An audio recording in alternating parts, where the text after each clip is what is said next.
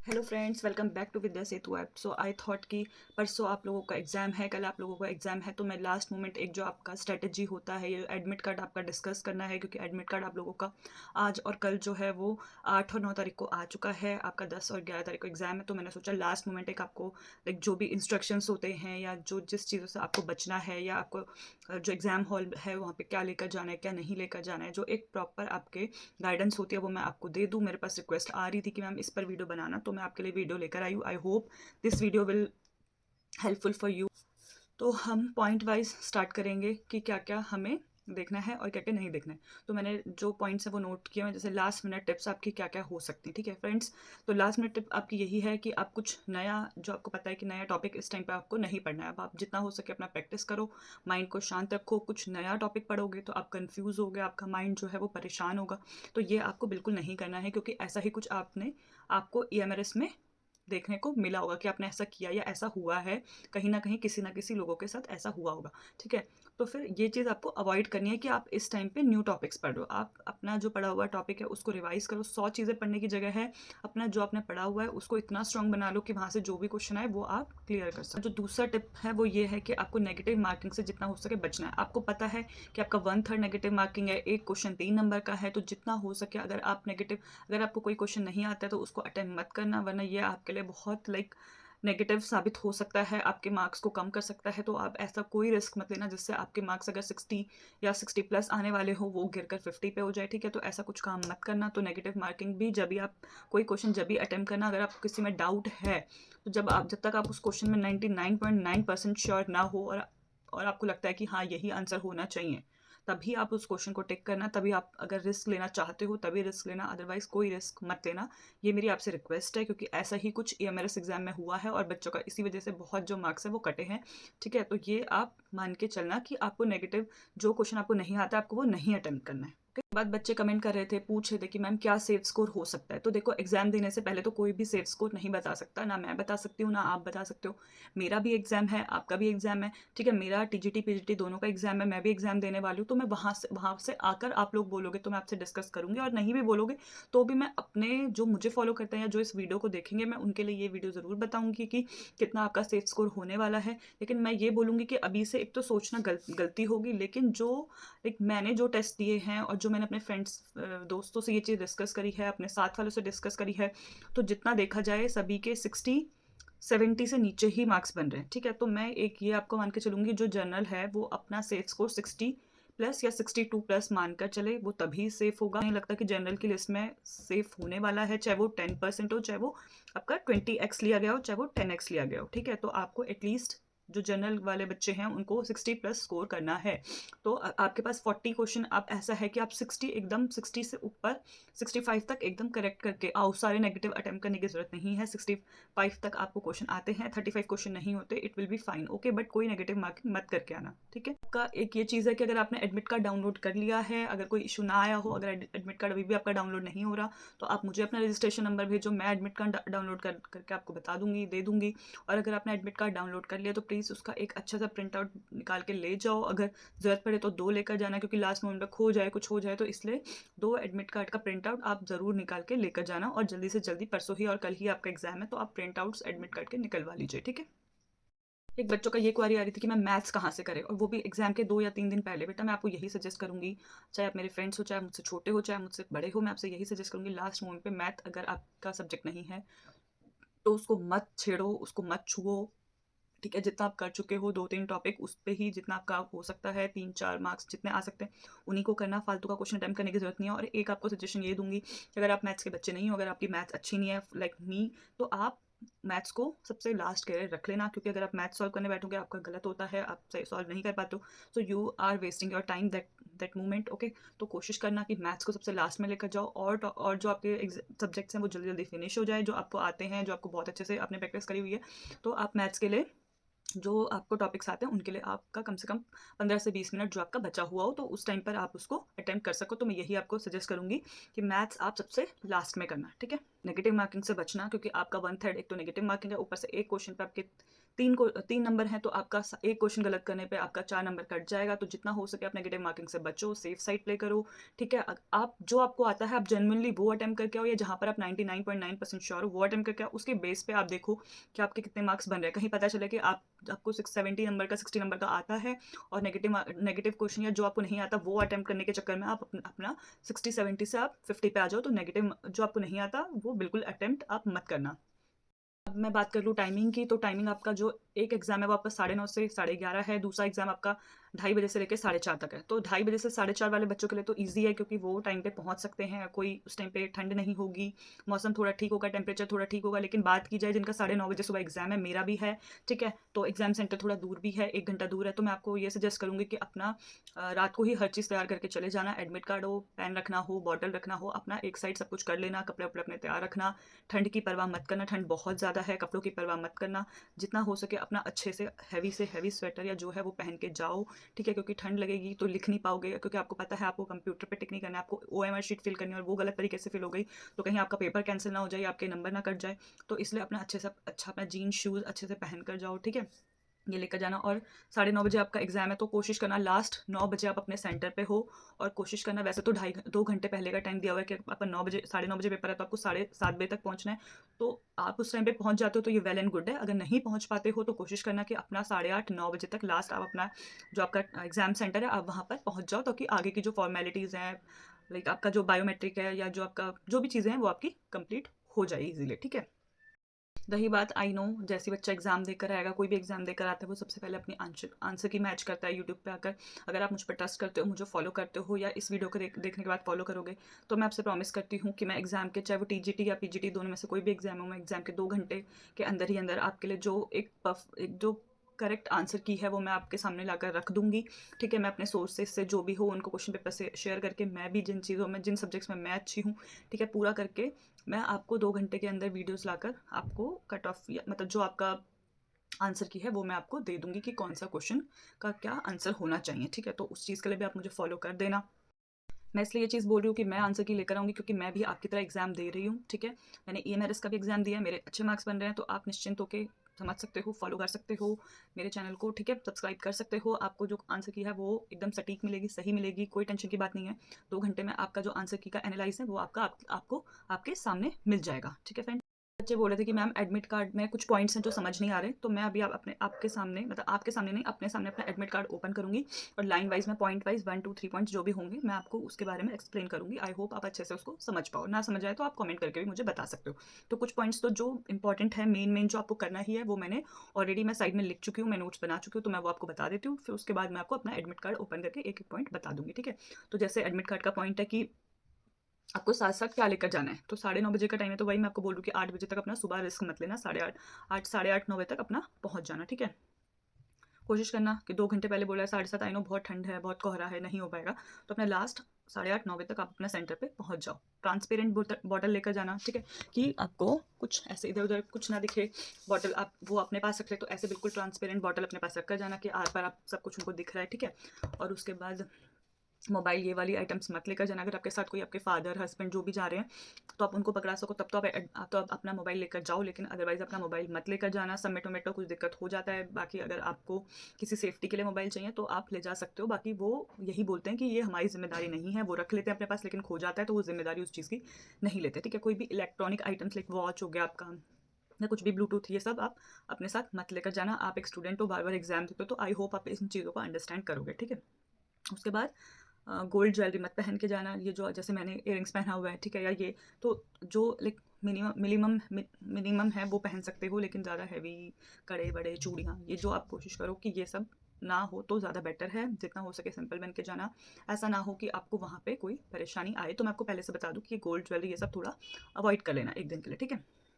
जो married women's है वो मंगलसूत्र ये सब देख लेना, गोल्ड का चेन जो भी हो, अगर उतार पाओ तो उतार लेना, ठीक है? उसके बाद अपना, हाँ, यही आपका जो भी आपका आइटम्स है, ज्वेलरी-वेलरी ये सब मत लेकर जाना, ठीक है? सेफ्टी का भी पर्पस है। उसके बाद अपना आपको एडमिट कार्ड ज़रूर लेकर जाना है, आईडी प्रूफ चाहे वो आधार कार्ड, पैन कार्ड, ये ज़रूर लेकर जाना।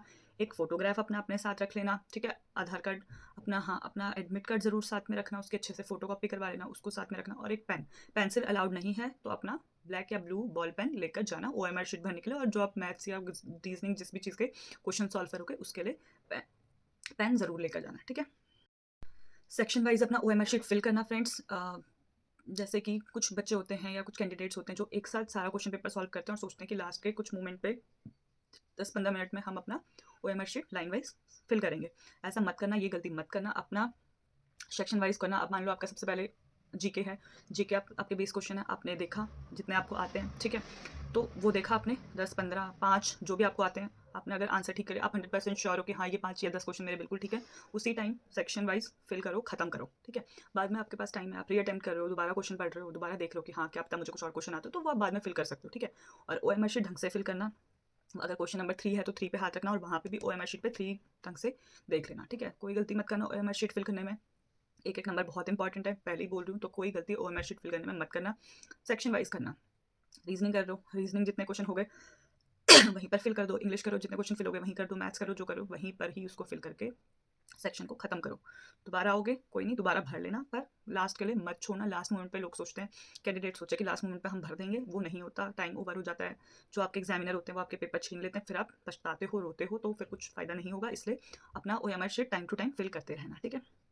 उसके बाद टाइम मैनेजमेंट का फ्रेंड्स बहुत ज़रूरी है। टाइम मैनेजमेंट का पूरा ध्यान रखना, ठीक है। आपका मैथ्स है, रीजनिंग है, आई नो ये टाइम कंज्यूम करते हैं, तो अगर आपको लगता है ये टाइम कंज्यूम करते हैं तो अपना जीके, इंग्लिश, ठीक है, अपना कंप्यूटर हो गया या हिंदी इंग्लिश हो गया, इनको फटाफट निपटा देना। उसके बाद सारा टाइम अपना मैथ्स और रीजनिंग के लिए बचा के रखना, ठीक है। क्योंकि इस बार आपको पता है सबसे ज़्यादा जो टाइम कंज्यूम करता था वो पेडागोजी था, इस बार पेडागोजी है नहीं, तो मुझे नहीं लगता कि उतना लेंदी पेपर आपका, मेनली आपका जो लेंदी पेपर जाता है वो पेडागोजी की वजह से ही जाता है।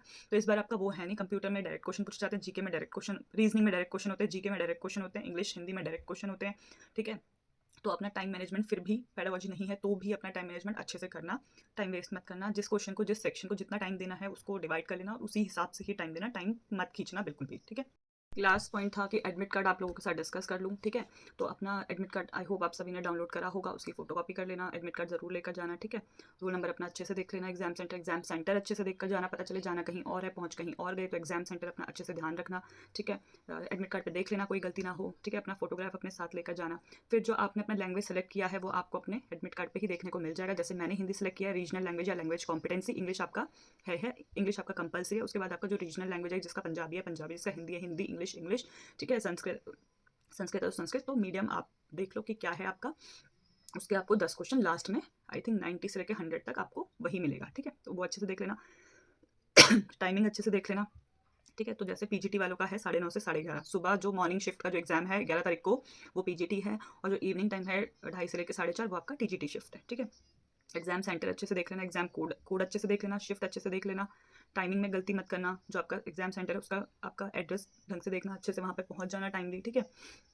उसके बाद ये तो हो गया मेन आपका जो है अपना मतलब लैंग्वेज, अपना लैंग्वेज कॉम्पिटेंसी जो आपका मीडियम है वो जो आपने सेलेक्ट करा है वो अच्छे से देख लेना। और इंग्लिश कंपलसरी है।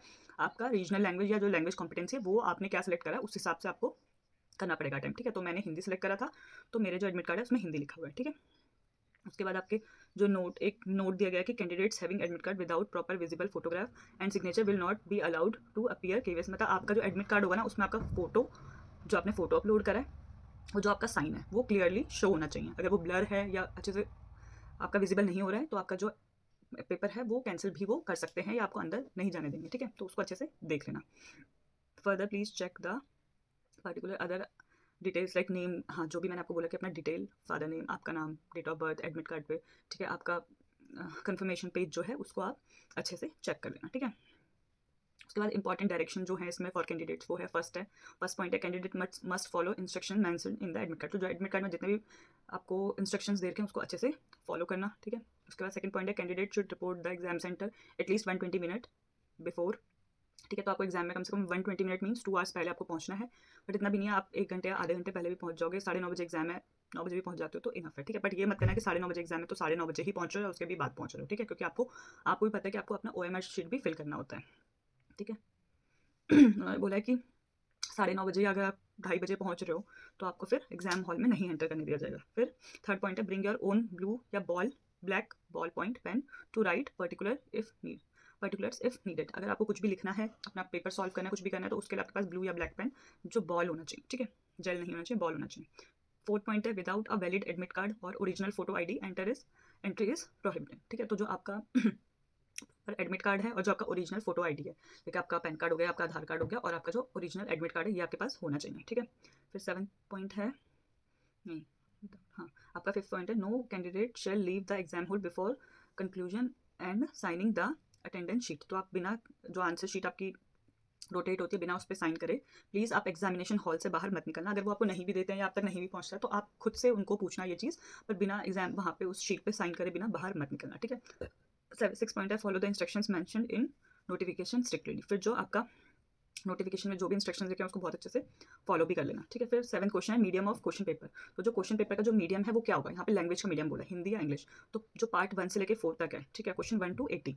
तो आई नो 1 to 80 आपका ये जीके रीजनिंग, ठीक है, जीके रीजनिंग, मैथ्स और आपका कंप्यूटर, ये होने वाला है 1 से 80 तक, क्योंकि यही आपके 20-20 मार्क्स हैं। बाकी आपका 10 मार्क्स का इंग्लिश है और 10 मार्क्स का हिंदी है। तो आपका जो फर्स्ट से लेकर 4th पार्ट है जिसमें आपका ये सब्जेक्ट आने वाले हैं, तो वो आपके टायर 1 जो है वो पोस्ट 1 और 2, इसका क्वेश्चन आपका 1 से लेके क्वेश्चन 1 से 60 और questions paper tier 1 multitasking staff be bilingual. तो ये आपका जो 1 से लेके 80 तक होने वाला है ये आपका बाइलिंगुअल होने वाला है, चाहे आपका जीके हो, चाहे आपका रीजनिंग हो, ठीक है, चाहे आपका मैथ्स हो या चाहे आपका कंप्यूटर हो, बाइलिंगुअल में आएगा, हिंदी में भी आएगा, इंग्लिश में भी आएगा, आपका मर्जी आप किसको पढ़ के आंसर देते हो, ठीक है। लेकिन उसके बाद once filled English and 1 in 12 Bharat. और जो आपका 91 से लेके नहीं 81 से लेके 90 तक जो क्वेश्चन होंगे वो आपका इंग्लिश होगा, इंग्लिश पार्ट होगा। तो इंग्लिश आपको पता है इंग्लिश में ही आती है, ठीक है। उसके बाद आपका जो वो है, जो आपका भारतीय भाषा है, मॉडर्न भाषा, जो भी आपने सेलेक्ट करी हो, हिंदी, इंग्लिश, संस्कृत, जो भी आपने सेलेक्ट करी हो उस हिसाब से आप उसको फिल करना। और अगर हिंदी सेलेक्ट करिए तो हिंदी में आएगा, इंग्लिश इंग्लिश सेलेक्ट करिए तो इंग्लिश में आएगा, पंजाबी सेलेक्ट करिए तो पंजाबी में आएगा। तो वो आपको बाइलिंगुअल नहीं मिलेगा, ठीक है। तो ये आप अच्छे से देख लेना, उसको अच्छे से फिल करना। तो ये 7 पॉइंट भी मैंने आपको बता दिया। उसके बाद 8 पॉइंट है, for multitasking staff MTS the candidate should attempt 20 question of language competency part 81 to 100। तो जो आपका लैंग्वेज कॉम्पिटेंसी पार्ट है वो आपका 20 क्वेश्चन है, जिसमें आपका 81 से लेकर 100 तक आने वाला है। तो 81 से लेकर 90 आपका वही इंग्लिश होगा जो कंपलसरी है। फिर उसके बाद आपका एक जो आपने रीजनल लैंग्वेज वाला अपना जो आपका मॉडर्न लैंग्वेज है जो आपने सेलेक्ट करी होगी वो होगी, ठीक है।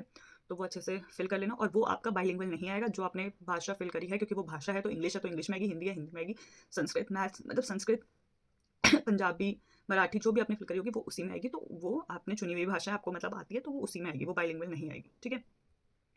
For all other posts, the candidate should attempt 10 question of language competency part from 1900 भारतीय भाषा fill in application form also mention in their admit card. और जो भी आपकी लाइक 91 से लेकर जो आपका 100 क्वेश्चन तक ये जो 10 क्वेश्चन आपके आएंगे तो ये आपकी भारतीय जो मॉडर्न भाषा है जो आपने सेलेक्ट करी है वही है। तो वो आपका एडमिट कार्ड में भी, जैसे मैंने आपको पहले ही बोला था, वो आपका वहाँ पे मेंशन है, तो उसको अच्छे से देख लेना, ठीक है।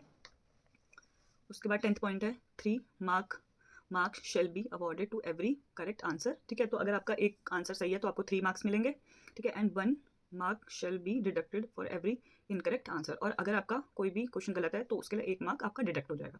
फिलिंग अप और darkening more than 1 response of answer question will be treated as wrong. अगर आप गलत फिल करते हो, चाहे वो एक हो या आप एक ही पॉइंट को 2 बार फिल, मान लो कि आपका एक OMR है क्वेश्चन नंबर 31, उसके 4 ऑप्शन है, तो अगर आप उसमें सोच लो कि A भी फिल कर देते हो, बी भी, तो वो भी आपका गलत माना जाएगा।